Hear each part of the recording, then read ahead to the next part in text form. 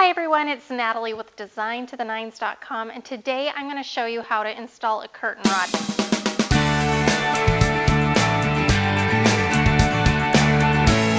Hi everyone, it's Natalie with DesignToTheNines.com, and today I am going to be showing you how to install a curtain rod.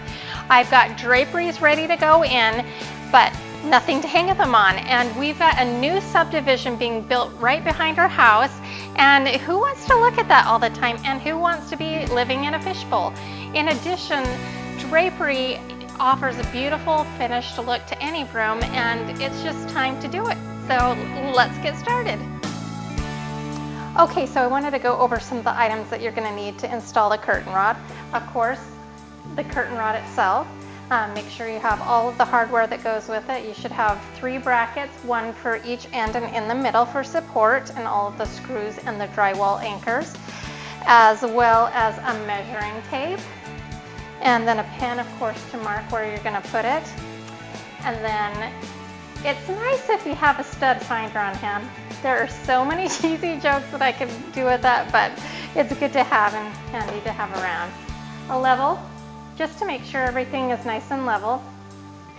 And then husband's drill. Or you can have your own. There's no rule against that. So I'm just saying, ladies, you have my permission.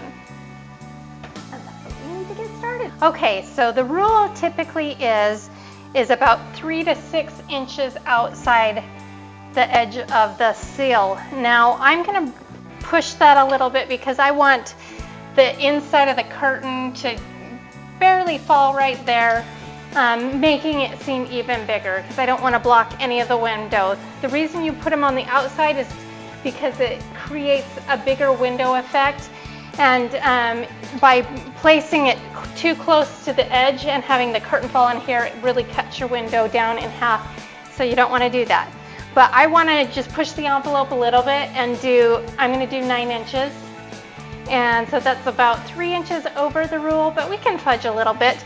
And then the other thing is you want to get it pretty close to the ceiling, but you want to allot some room for the finial on the rod and, be able to set it in. So I'm going to go about 3 inches down and about 9 inches this way. So 9 inches, and I'm just going to do that.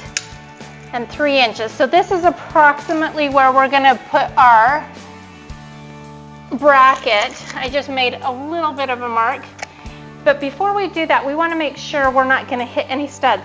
So it's a good thing if you can hit a stud. That would be great, because nothing would be more stable for a rod than hitting a stud.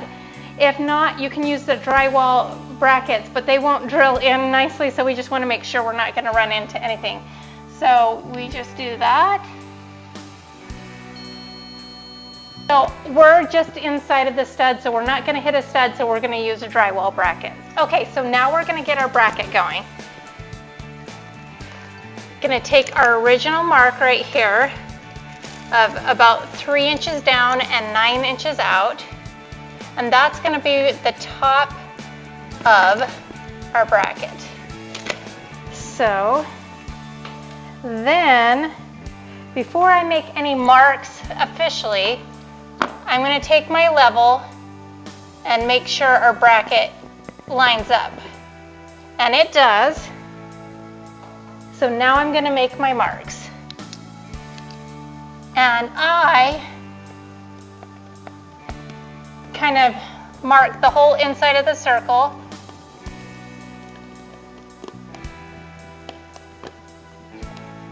And we're ready to drill.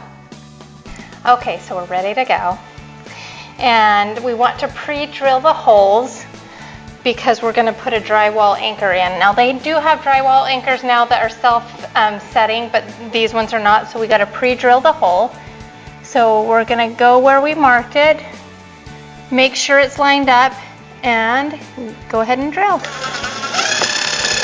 Okay, so we have an unexpected little hiccup, and I'm hoping that it's still okay. So here in Florida, the exterior of homes for hurricane protection are made out of cinder block. So I've run into that. So hopefully our drywall anchor will still work. I'll try it out in 1 second, but let's pre-drill the other hole. Make sure it is lined up. Okay, so I've hit the cinder block again. So we're gonna see if this causes us any issue. Okay, so we're gonna take our drywall anchor and line it up with our pre-drilled hole. Set our screws down and hope they don't fall. And we're going to take a hammer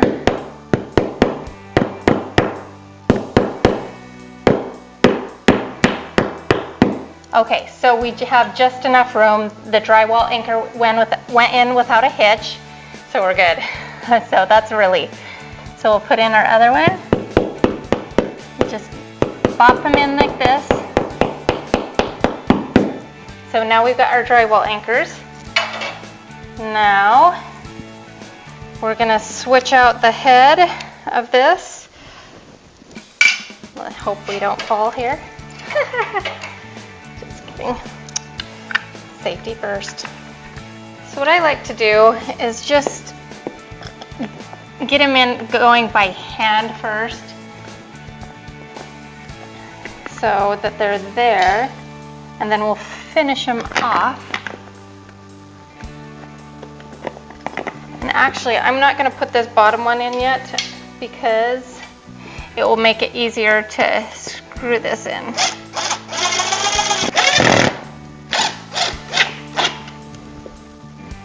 Let's see if we can finish that off. Okay, so that's nice and solid. So we're going to do that 3 more times across the top, and then we'll hang our rod. So it's pretty simple. We can do this.